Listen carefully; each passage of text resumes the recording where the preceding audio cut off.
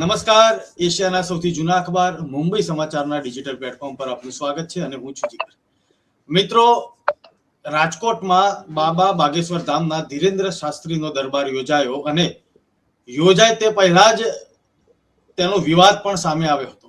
રેશનાલિસ્ટોએ તો પોલીસ કમિશનરથી લઈને સ્થાનિક કક્ષાએથી લઈને સરકાર સુધી રજૂઆત કરી હતી કે આ દરબારનું આયોજન રોકવું જોઈએ, કારણ કે તેમાં અંધશ્રદ્ધાનો ફેલાવો થઈ શકે તેવી તેમના તરફથી જે આશંકા વ્યક્ત કરવામાં આવી હતી, એમાં ગઈકાલે રાત્રે જે દ્રશ્યો આવ્યા તે જોઈને ગુજરાત સહિત દેશભરના સનાતનીઓને જે આશંકા હતી તે જાણે સત્યમાં બદલી હોય તેવું લાગ્યું. કારણ કે આ ધીરેન્દ્ર શાસ્ત્રીના દરબારમાં આસ્થાના નામે અંધશ્રદ્ધાનું મોટું નાટક દેશ અને દુનિયાએ જોયું.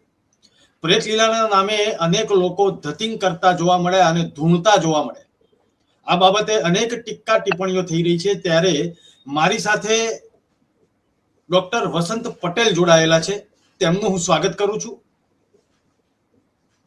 સાથે ડોક્ટર જ્યોતિનાથજી છે, તેઓ અખિલ ભારતીય સનાતન ધર્મ સંત સમિતિના અધ્યક્ષ છે, તેમનું પણ હું સ્વાગત કરું છું.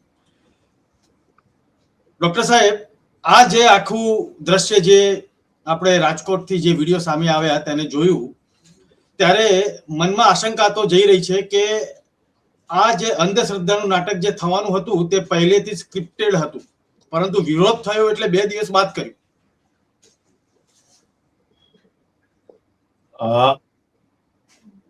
હવે જે આ દરબારના નામે નાટક અને તરકટ જે ચાલી રહ્યા છે ધર્મના નામે, અને એ પણ સનાતન ધર્મના નામે, ત્યારે આપણને બહુ દુઃખ પણ થાય છે અને આવા તરકટ રચવા વાળા ઉપર ખૂબ ગુસ્સો પણ આવે છે. સરકાર દ્વારા માનનીય હાઈકોર્ટ ના ડાયરેક્શન પછી ગુજરાતમાં અંધશ્રદ્ધા નિર્મૂલન કાયદો બનાવવામાં આવ્યો છે. ત્યારે આ બાબા આવવાના હતા ગુજરાતમાં, 2023માં આવ્યા ત્યારે પણ બાબા અને બબાલ એ બધું સાથે જ ચાલતું હતું. 2026માં બાબા અને બબાલ બધું સાથે ચાલી રહ્યું છે. એટલે આ બબાલનો પર્યાય બાગેશ્વર બાબા બની ગયા હોય ગુજરાતમાં એવું ચોક્કસ લાગી રહ્યું છે.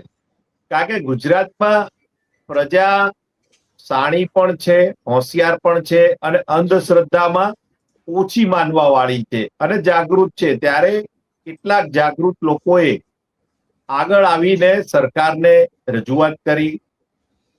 15 જેવા લોકોએ તો ગુજરાત સરકારને અને પોલીસને અરજી પણ આપી. મીડિયાએ પણ ધ્યાને લીધી વાત.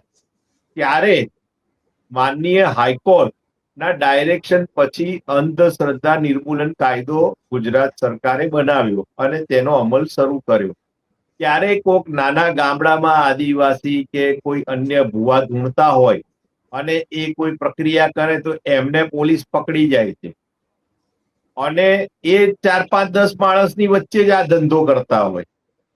જ્યારે આ હજારો માણસોની વચ્ચે આ જે અંધશ્રદ્ધા ફેલાવાનું મોટા પાયે કોર્પોરેટ લેવલે જે વ્યવસાય ચાલુ કર્યો બાગેશ્વર બાબાએ, એની સામે માનનીય હાઈકોર્ટ કેમ ચૂપ છે? મારો પહેલો પ્રશ્ન એ છે. ગુજરાત સરકાર કેમ ચૂપ છે? સરકારને પણ સવાલ છે અને ગુજરાતની પોલીસને પણ સવાલ છે. કાયદો વ્યવસ્થા સાચવવી એ પોલીસ ખાતાની જવાબદારી છે. જ્યારે હર્ષ સંઘવી એમ કહેતા હોય કાયદે મેં રહોગે તો ફાયદે મેં રહોગે, તો કાલે રાત્રે હર્ષ સંઘવીએ આ બધું નાટક જોયું કે નહીં એ પણ હર્ષ સંઘવીને પણ મારો સવાલ છે. કારણ કે ગુજરાત બોડી બામણીનું ખેતર નથી કે કોઈ પણ આવે અને બધું વાઢીને જતો રહે. હવે ગુજરાતી જાગી ગયો છે. આ અંધશ્રદ્ધામાંથી મોટા ભાગનો વર્ગ બહાર પણ આવ્યો છે અને એના માટે સતત કેટલીક સંસ્થાઓ, સામાજિક કાર્યક્રમો થતા હોય દરેક સમાજ લેવલે અંધશ્રદ્ધા નિર્મૂલનના. ત્યારે સરકાર ચૂપ કેમ છે? મારો સરકારને સવાલ છે. સરકાર હિન્દુત્વવાદી, સનાતનવાદી સરકાર હોઈ શકે, પરંતુ આ બધાના નાટક હેઠળ કોઈ પણ પ્રકારના અંધશ્રદ્ધા ફેલાવાની પરમિશન કોઈને મળતી નથી અને ક્યારેય નથી મળતી. જી એટલે સરકારે આ બાબતે કડકમાં કડક પગલા ભરવા જોઈએ, આના આયોજકો સામે અને બાબા સામે, બંને સામે. આયોજકો તો આયોજન કરે, પણ ખેલ જેને કરવાનો હોય એણે પોતાની જવાબદારી ધર્મ પ્રત્યેની અને રાજ્ય પ્રત્યે કાયદાને માન આપવું એ પોતાની જવાબદારી છે. જે વ્યક્તિને આસન આપવામાં આવ્યું છે, વ્યાસપીઠ આપવામાં આવી છે, એણે પોતાની જવાબદારી સમજવાની હોય કે મારે અહીંયા નાટકો અને તરકટો કરવાના નથી, જેથી કરીને અંદર અંદર કાલે જે દ્રશ્યો જોયા સોશિયલ મીડિયામાં ખૂબ વાયરલ થઈ રહ્યા છે, ત્યારે એ દ્રશ્યોમાં સ્પષ્ટ દેખાઈ આવી રહ્યું છે કે કેટલાક લોકો નાટકો કરતા હતા, મીડિયા કર્મીઓને મારવા જતા હતા. ત્યારે ત્યાંની પોલીસે પણ કોઈની ધરપકડ નથી કરી, હજી સુધી કાયદાકીય પગલા નથી ભર્યા. આ એક શરમજનક બાબત છે. જી એટલે આપના માધ્યમથી હું જે પુરુષોત્તમ પીપળિયાજી છે કે જાથા સંસ્થા છે, આ બધાએ ગુજરાત હાઈકોર્ટમાં એક PIL કરવી જોઈએ, પબ્લિક ઇન્ટરેસ્ટ લિટિગેશન, કે જેથી કરી ગુજરાત હાઈકોર્ટ માનનીય સરકારને ડાયરેક્શન આપે, કાયદા વિભાગને ડાયરેક્શન આપે, આનો ખુલાસો માંગે અને આવનારા સમયમાં આ બાબા દ્વારા આવા કોઈ પણ કાર્યક્રમો એ આવે, ભલે આવે, સનાતન ધર્મ ના પ્રચાર પ્રસાર માટે આવે, વેલકમ છે. બાકી આવા અંધશ્રદ્ધા અને તરકટો ગુજરાતમાં ના કરે એ માટે આ બાબા ઉપર સખત પ્રતિબંધ લાદવો જોઈએ. હું ફરીથી કહું છું, અંધશ્રદ્ધા અને તરકટો અને નાટકો કરવા ઉપર પ્રતિબંધ લાદવો ખૂબ જ જરૂરી છે, આ પ્રકારના કોઈ પણ બાબાઓ ઉપર. જી જ્યોતિનાથજી બાપુ, આપે તો વારંવાર આ બાબતે અનેક વખત ચર્ચા કરી છે અને આપે તો કહ્યું જ છે કે આ અંધશ્રદ્ધા અને જે તરકટ થઈ રહ્યું છે, ડોક્ટર સાહેબે પણ વાત કરી. સવાલ એ થાય છે કે સનાતન ધર્મ સંત સમિતિના અધ્યક્ષના નાતે ગઈકાલે જે વિડીયો વાયરલ થયા ત્યાર પછી અને તે પહેલા આપે જે વાત કરેલી તેમાં ક્યાંક કનેક્શન જોડાતું હોય તેવું લાગી રહ્યું છે, કારણ કે 80% તો હિન્દી ભાષી હતા ત્યાં, આ જે ધૂણતા હતા અને મંચ આગળ જે નાટક થઈ રહ્યું હતું તેમાં. પહેલા તો જીગર, હું સનાતન સંત સમિતિનો રાષ્ટ્રીય અધ્યક્ષ છું. જી પહેલી વાત તો. બીજા નંબરની વાત એવી છે કે અમે લોકોએ તો પહેલા જ આ ફિલ્મ આપી હતી કે આવું જ થશે, આમાંથી કઈ આગુ પાછું થયું નથી. ચિઠ્ઠી ખોલવાની વાત હતી કે તમારે આવી રીતે ધૂણતા લોકો આવશે, આ બધી જ વાત પહેલેથી અમે કીધી હતી, જાણે કે અમે જ સ્ક્રિપ્ટ લખ્યું એવું લાગે લોકોને. જી આજે સમાજની અંદર આદર્શ ઉભો કરવો પડે અને ધર્મના નામે તો 100% આદર્શ જ થવો જોઈએ. અને આદર્શની જગ્યાએ જે પ્રમાણેના ખેલ કરે છે વિદૂષક જેવા, વ્યાસપીઠની ગરિમા લજવાય છે અને સાથે સાથે તમારા ખેલના લીધે લોકો અંધશ્રદ્ધામાં જાય છે. મોટી વાત છે. અંધશ્રદ્ધા નિર્મૂલન કાયદો ઘડાયો છે, તો શું ખાલી કાયદો ઘડવા માટે જ ઘડાયો છે કે તેની પર એક્શન લેવાના છે? જ્યારે કાયદો ઘડાયો ત્યારે તો આપણા માનનીય ડેપ્યુટી ચીફ મિનિસ્ટર અને અત્યારના તે વખતના ગૃહમંત્રી તે તો બડી બડી બાતે કરતા હતા. તેનો અમલ ક્યાં થાય છે મને બતાવે જરા. એનો અમલ ન થાય ત્યાં સુધી આ કાયદો નકામો છે.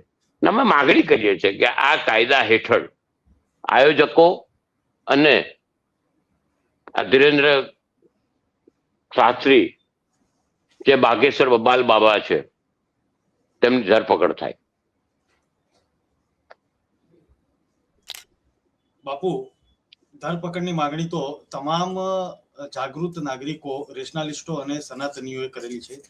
બાપુ, મારે એ સમજવું છે કે આ પરચી ત્યાં આગળ ધૂણવાની પ્રથા, ડાકીણી શાકીણીની વાતો જે ચાલી રહી હતી, પત્રકારો ઉપર હુમલા થયા, એક પત્રકાર ઉપર હુમલો થયો તો એક પત્રકારે તો વાળ ખેંચીને તેને જ સામે હુમલો કરી દીધો, તે વિડીયો પણ વાયરલ થયેલા છે.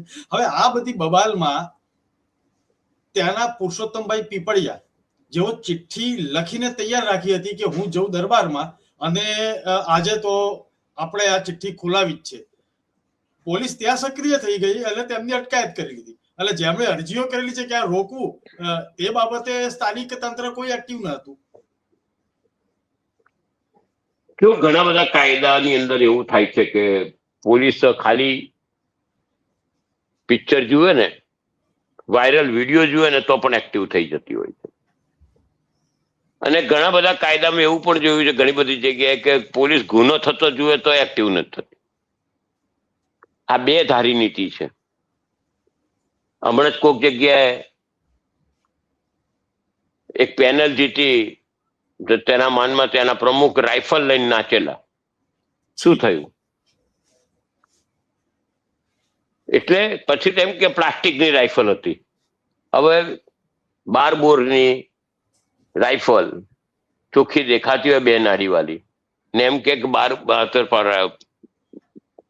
દેખાડાની હતી ને પ્લાસ્ટિક નથી આવી. એટલે આ લોકો તો સમજો કે કાયદો અમલ ક્યાં કરવો તે પણ એમને શીખવાડવું પડે એવી કન્ડિશન આવી ગઈ છે. આ તો સિલેક્ટિવ છે. જ્યારે પોતાના પક્ષના કાર્યકર્તા મુસ્લિમને મકાન વેચે તો ત્યાં આસાન ધારા ની વાતો પોકળ સાબિત થઈ છે. અમદાવાદમાં થયું છે, વડોદરામાં થયું છે. અને એ જ વસ્તુ કોઈ સામાન્ય માણસ જો ભૂલે ચૂકે કરી હોય તો તેની પર અસન ધારાની બધી કલમો લગાવીને એને હેરાન કરવામાં આવે. આમાં ક્લેરિટી મને ક્યાંય બધા કાયદામાં દેખાતી નથી.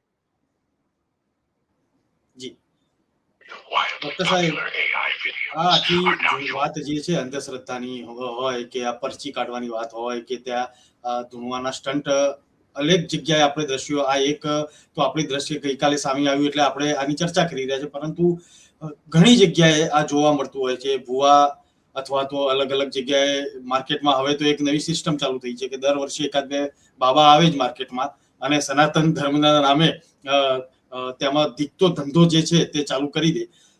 સાયન્સ ક્યાં છે આની અંદર? સાયન્સ છે ખરું આની અંદર? કેટલાક લોકો સાયન્સના નામે પ્રશ્નો પૂછે છે.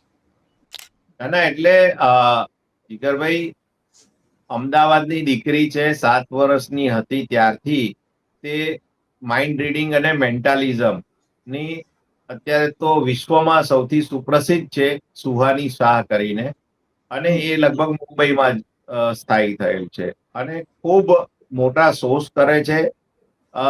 કદાચ આ બાબાના મગજમાં શું ચાલી રહ્યું છે ને, જો બાબા સુહાનીની સામે બેસે ને તો બાબાની બધી જ પોલપટ્ટી એ સુહાની શાહ ખોલી શકે એટલી સક્ષમ છે એ દીકરી. ત્યારે એણે સનાતન ધર્મના નામે કોઈ પણ તરકટો ના કર્યા, કોઈ પણ નિર્દોષ ભોળા ભાવિક ભક્તોને આવી રીતે ભરમાયા નથી આજ સુધી. એ સ્પષ્ટ કહે છે કે મેન્ટલિઝમ અને માઇન્ડ રીડિંગ એ સાયન્સ છે. એની ઘણા બધા પુસ્તકો પણ રિલીઝ થયા છે. હમણાં જ માર્ચ મહિનામાં અમદાવાદમાં પંડિત દીનદયાળ ઉપાધ્યાય હોલમાં એ રોટરી ક્લબનો એક પ્રોગ્રામ કરીને જ ગઈ છે. એટલે જો આ ધીરેન્દ્ર શાસ્ત્રી જેવા જેટલા પણ બાબાઓ હોય, એ બધા બાબાઓએ જો પોતામાં તેવડ હોય ને છાણ હોય અને ધાવણ ધાયું હોય માતાનું, તો સુહાની શાહની સામે આવીને બેસવાની જરૂર છે. અને હું મીડિયાના મિત્રોને પણ કહું છું કે સુહાની શાહનો પહેલા પણ ભૂતકાળમાં એને આજ તક, એબીપી ન્યૂઝ પર, નેશનલ ચેનલ ઉપર પ્રોગ્રામ કર્યા, જેમાં બધા બાબાઓની આવા જે ધુતારા હતા એમની પોલપટ્ટી ખોલી જ છે. છતાં ફરી મારી દ્રષ્ટિએ હવે એકાદ પ્રોગ્રામ ગુજરાતની કોઈ ચેનલ લીડ લઈને આ કરે અને એમાં ધીરેન્દ્ર શાસ્ત્રીને પણ સામે બોલાવીને બેસાડે, અને જો એ છોકરી, એ સુહાની શાહ બાબાના મગજમાં ચાલતા બધા તરકટો પ્રજા સમક્ષ મૂકી દેશે એવો મને પૂરેપૂરો વિશ્વાસ છે. કારણ કે આ માઇન્ડ રીડિંગ છે. ધીરેન્દ્ર શાસ્ત્રી તો પબ્લિકમાંથી ચિઠ્ઠીઓ કઢાવે છે. એ સુહાની શાહ અહીંયા તમારા સ્ટુડિયોમાં બેસી હોય અને બીજા શહેરમાં કોઈ બાબાને બેસાડે, ત્યાંથી ઓનલાઈન ઝૂમ અથવા ટેલિવિઝન મારફતે એનું માઇન્ડ રીડિંગ કરે છે. એટલા પાવરફુલ છે એ બેન. હવે ત્યારે એણે જો આવો ધર્મનો કોઈ ઉપયોગ કર્યો હોત અને એના સાયન્સને અંધશ્રદ્ધામાં ફેરવ્યું હોત તો કદાચ એની પાસે આજે 10-15 જેટ હોત પોતાના, અને જો એ બાબાની જેમ સાધ્વી બનીને જો ફરી હોત તો કદાચ દેશમાં અથવા તો વિશ્વમાં સૌથી વધુ ફોલોવર્સ એના હોત. મોદી સાહેબ કરતા પણ, એવું મારું ચોક્કસ માનવું છે. એટલે આ સાયન્સ છે, લોકોને ખોટા ભ્રમિત કરવા નહીં, ભ્રમમાં નાખવા નહીં, શ્રદ્ધાથી અંધશ્રદ્ધા તરફ ના લઈ જવા જોઈએ. અને સનાતન ધર્મમાં ક્યાંય કોઈ પણ શાસ્ત્રોમાં અંધશ્રદ્ધાને સહેજ પણ જગ્યા છે નહીં. એ સનાતન ધર્મના કોઈ પણ ધર્મ ગ્રંથો, શાસ્ત્રો, ઉપનિષદ, પુરાણ કે વેદ કંઈ પણ ઉઠાવશો, એમાં ક્યાંય અંધશ્રદ્ધાને કોઈ સ્થાન છે નહીં. માટે મહેરબાની કરીને જે પણ બાબાઓ આવા હોય, એમણે તાત્કાલિક એમના બધા જે અંધશ્રદ્ધાના નામે પ્રજાને મૂર્ખ બનાવવાના ધંધા બંધ કરવા જોઈએ. સરકારે પણ કાયદાકીય જે અંધશ્રદ્ધા નિર્મૂલન કાયદો છે એના અનુસંધાને આ બાબા ઉપર કાયદેસરની કાર્યવાહી કરવી જોઈએ. જી જ્યોતિનાથજી બાપુ, આ આખી વાત આપણે સાંભળી કે એક સાયન્સ પણ છે, માઇન્ડસેટ આખું કરીને તેને આખું એ જાદુગરો પણ ક્યારેક ખેલ કરીને બતાવતા હોય છે અને પોતે સ્વીકાર કરતા હોય છે કે આ તો જાદુ છે, કળા છે. અલગ અલગ જાદુગરોએ તો માણસોને પણ ગાયબ કરી દીધા છે, ત્યાં સુધીના દાખલા છે. પુરુષોત્તમ પીપળિયાએ તો જાદુગર તરીકે જ તેમને ગઈકાલે મારી સાથે વાત કરતા હતા ત્યારે સંબોધન કર્યું હતું. સનાતન ધર્મ સંત સમિતિના રાષ્ટ્રીય અધ્યક્ષના નાતે મારે એ સમજવું છે કે કંઈક માગણી અથવા તો કંઈક કાર્યવાહી અથવા તો કંઈક એવા સ્ટેપ સનાતન ધર્મ સમિતિ તરફથી આવનારા સમયમાં અથવા તો અત્યારે કોઈ તૈયારીઓ કરવામાં આવેલી છે આ પ્રકારની અંધશ્રદ્ધા રોકી શકાય તે માટે? અંધશ્રદ્ધા નિર્મૂલન માટે અમે સતત કાર્યક્રમ કરીએ જ છે અને આ બાબતે પણ મેં અરજી આપેલી છે અને ફરી પણ હું આ થયેલા બનાવ અંગે પણ અરજી આપીશ.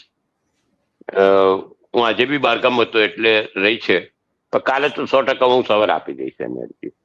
અને આ બાબતે 100% એક્શન લેવાય તેવી મારી માગણી રહેશે. જી બાપુ, આખી આ જે ઘટના જે બની તે પહેલા પણ અલગ અલગ જગ્યાએ આવી ઘટનાઓ આપણે જોયેલી છે. અલગ અલગ બાબાઓ પ્રગટ થતા રહે છે સમયાંતરે અને અલગ અલગ જાદુના ખેલ કરતા હોય, પરંતુ ભોળી પ્રજાને આકર્ષવાનું કામ કરે છે. આમાં એ સમજણ નથી પડતી કે આમાં આ બાબાએ પોતાના જ માણસો ગોઠવ્યા, તે પબ્લિકને કેમ ખ્યાલ નથી આવતો? જાગૃત તો પબ્લિકે થવું જ પડશે. આમાં મૂળ વાત કેવી છે કે પબ્લિક છે ને શોર્ટકટ શોધે છે. જીગર, જયારે શોર્ટકટ પબ્લિક શોધતી હોય ત્યારે એને કઈ ખબર પડતી નથી કે સાચું શું હોય છે અને ખોટું શું હોય છે. આ શોર્ટકટ શોધવાની પદ્ધતિમાં થી પબ્લિકે બહાર આવવું પડશે એવું માગણી કરું લોકો પાસે. કારણ કે રાતોરાત કૃપા વરસી જશે, મારું કલ્યાણ થઈ જશે, કોઈ આવી રીતની વાતો હોતી નથી. દરેકે પોતે પોતાની રીતે પોતાની જાતને સક્ષમ બનાવવી પડશે. ગીતાની અંદર આ વસ્તુ માટે સ્પષ્ટ ઉલ્લેખ છે અને તે વસ્તુ દરેકે ધ્યાનમાં લેવાની જરૂર છે. ગીતામાં ઉલ્લેખ છે એના કરતા વધારે દરેકે પોતાની રીતે આ વસ્તુ કરવાની જરૂર છે. અને જ્યાં સુધી જાગૃતતા નહીં આવે, ગીતાની વાતો કરીએ છીએ પણ ગીતા ઉતારતા નથી, ત્યાં સુધી આ પ્રશ્ન છે.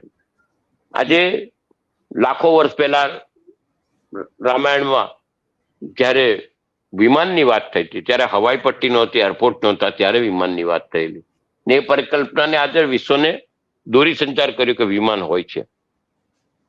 આ સનાતન ધર્મ છે, એની તાકાત છે. પણ આવા ખેલ માટે સનાતન નથી ને સનાતનમાં આવા ક્યાંય ખેલનો ઉલ્લેખ કોઈ જગ્યાએ નથી.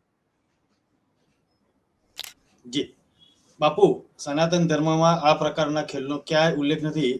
છેલ્લા 2 દિવસના હું રેકોર્ડેડ પ્રોગ્રામ અથવા તો તે પહેલાના પણ રેકોર્ડેડ પ્રોગ્રામ બાબા બાગેશ્વર ધામના ધીરેન્દ્ર શાસ્ત્રીના હું જોઈ રહ્યો હતો આપણા આ ટોક શો પહેલા. વારંવાર કોઈકની ચિઠ્ઠી તેઓ પરચી કાઢવા માટે તે વ્યક્તિને બોલાવે છે ત્યારે 2-3 વાતો જે છે તે કોમન હતી કે આ કોઈ અંધશ્રદ્ધા નથી, કોઈ અંધશ્રદ્ધામાં માનવું નહીં, અને પાછી પરચી તો નીકળે જ છે, માણસો તો ધૂણે જ છે. એ બોલવું અને કરવું બંનેમાં બહુ મોટો ફેર. જી આખું સરકાર બી એટલે પગલા નથી લેતી કે જ્યાં જ્યાં ઇલેક્શન હોય ત્યાં ત્યાં એમને ફેરી કરવા મોકલી આપે છે યાત્રાઓ કરવા માટે. બિહારની યાત્રા કરાઈ હતી, યુપીની યાત્રા કરાવે છે, જ્યાં જ્યાં એવી જરૂર છે ત્યાં ઉપયોગ કરે છે. આના પહેલા પણ આપણી પાસે ખબર છે કે ગુજરાતમાં ઇલેક્શનના સમયે એમને યાત્રાઓ કરી હતી, જુદી જુદા પંડાલોમાં ખેલ કર્યા હતા. આ વસ્તુ ક્યાંક ને ક્યાંક બાબા પોતે પોતાના સ્વાર્થ માટે અને પોલિટિકલ માઇલેજ લેવા માટે સનાતનને હાનિ કરે છે, એ ચોખ્ખી વાત છે.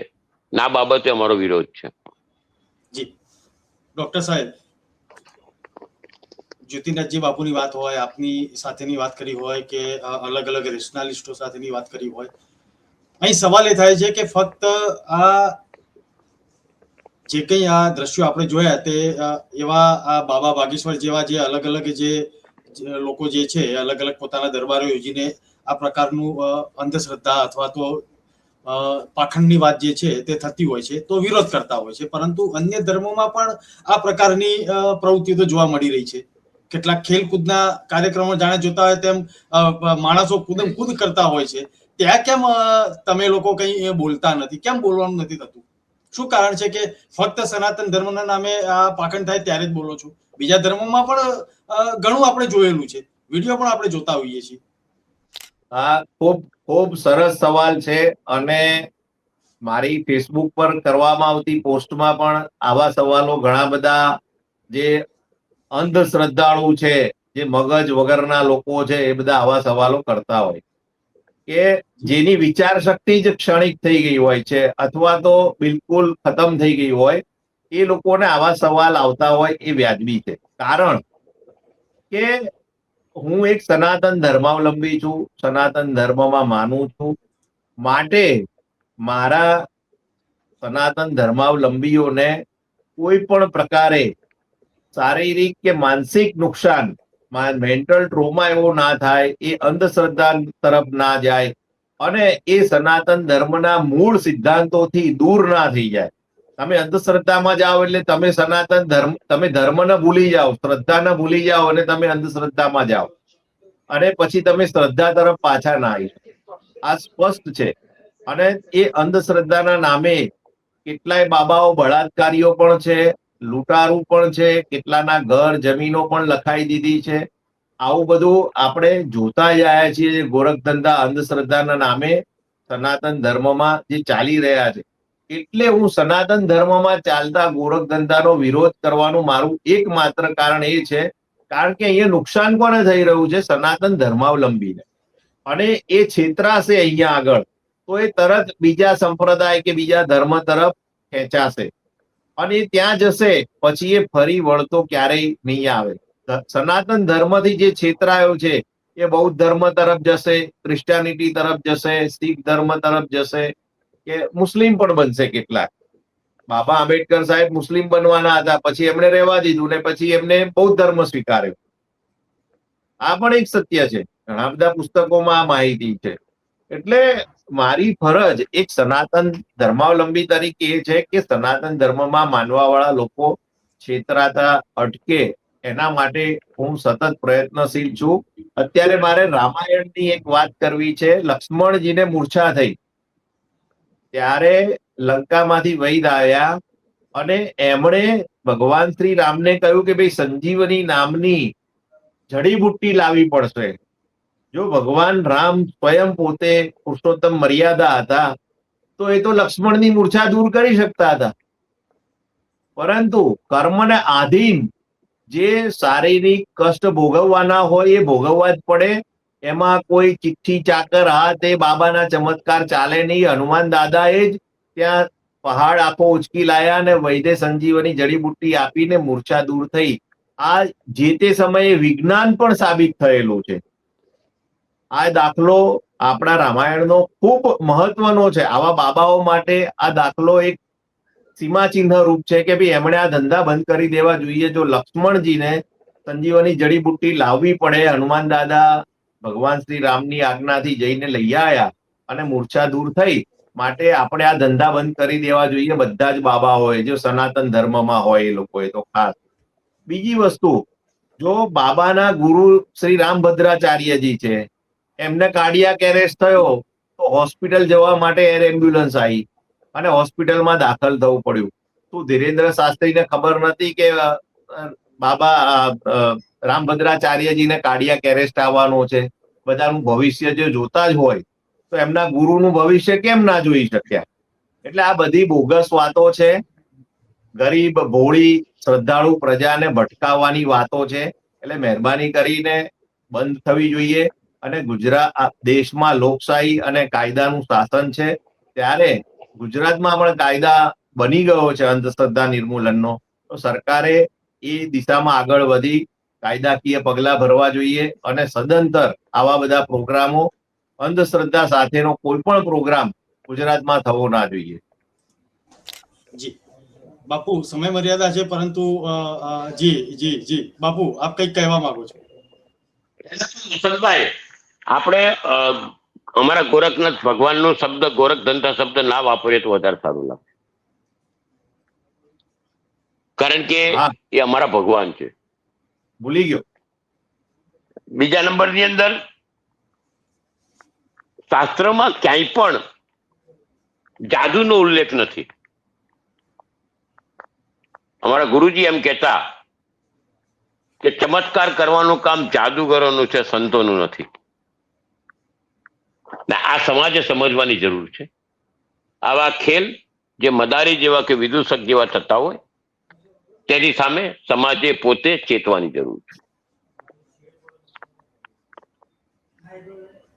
જી બાપુ, છેલ્લે સમય મર્યાદા છે, પરંતુ એ સમજવું છે કે કેટલાક સત્તા સ્થાને બેઠેલા હોય અને સનાતન ધર્મ ને ચેલેન્જ ફેંકતા હોય, કેટલાક એવા હોય છે કે સનાતન ધર્મ ને નાબૂદ કરી દેવો ત્યાં સુધીની વાતો કરતા હોય, પોતે એવા સત્તા સ્થાને અથવા તો જવાબદારી વાળી ખુરશી પર બેઠેલા છે, ત્યારે સનાતન ધર્મ તરફથી તીખી પ્રતિક્રિયા આવતી હોય છે, પરંતુ એનાથી આગળ કઈ વધતું નથી. તેનું શું કારણ? સ્ટાલિન જેવા લોકો, હું તો નામ સહિત બોલીશ, જી, પૂર્વ મુખ્યમંત્રી હતા, તે એવા લોકો જયારે બોલતા હોય ત્યારે સનાતન ધર્મના બની બેઠેલા લોકો તીખી પ્રક્રિયા આપે છે. સંતો તો સંતોનું કામ કરે જ છે, સંતો તો બોલવાના જ છે ને બોલે જ છે. પણ ત્યાર પછી આવું કઈ થતું હોય જેમાં પોતાનો ફાયદો દેખાતો હોય, સનાતનને હાનિ થતી હોય, ત્યારે કોઈ પણ ભળનો દીકરો રાજકીય લાભ લેવા માટે આવી જગ્યાએ બોલતો નથી. આ બહુ ક્લિયર પ્રક્રિયા છે. તમે જે વિરોધ જુઓ છો તે રાજકીય હોય છે. સનાતનનો વિરોધ જે હોય છે તે તો રહે છે ને, એમની પદ્ધતિ જુદી છે. એ લોકો તો ચેલેન્જ કરતા હોય છે.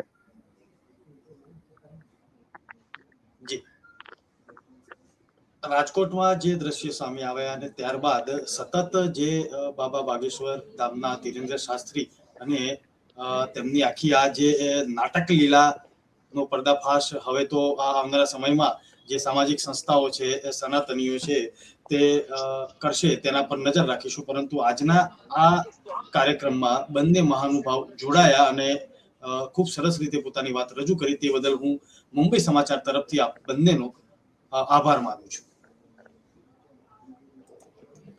દર્શક મિત્રો, આ જ પ્રકારના રસપ્રદ કાર્યક્રમો અને ટોક શો જોવા માટે મુંબઈ સમાચારના ડિજિટલ પ્લેટફોર્મ પર લાઇક, શેર અને સબસ્ક્રાઇબ કરવાનું ન ભૂલતા. નમસ્કાર.